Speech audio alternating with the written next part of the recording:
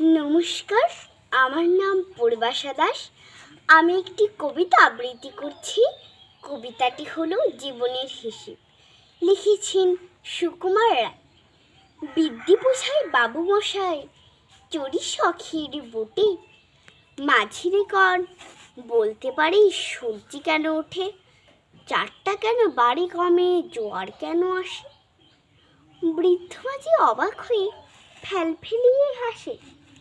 বাবু বলেন, সারা জনম মরলি রে তুই খাটি, জ্ঞান বিনা তোর জীবনটা যে চারি আনাই মাটি।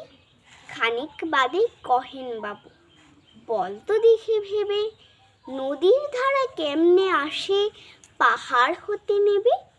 বল তো কেন লবণ পোড়া সাগর ভরা পানি। মাঝি সে কয়, আরে মশাই অত কি আর জানি। বাবু বলেন, এই বয়সে জানিস নি ও তা কি, জীবনটা তোর নেহাত খেল অষ্ট আনায় ফাঁকি।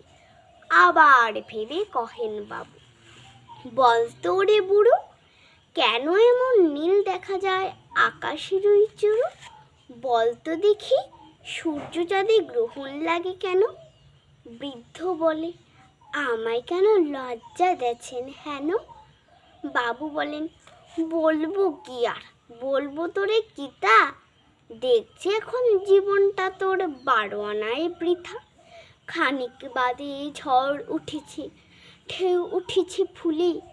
বাবু দেখেন নৌকাখানি ডুবলো বুঝি তুলে।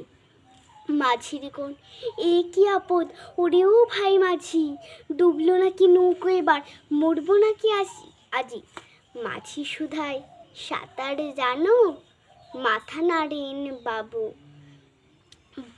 মূর্খ মাঝি বলে, মশাই এখন কেমন কাবু। বাঁচলে শেষে আমার কথা হিসেব করো পিছে, তোমার দেখি জীবনখানা 16 আনাই মিছে। ধন্যবাদ।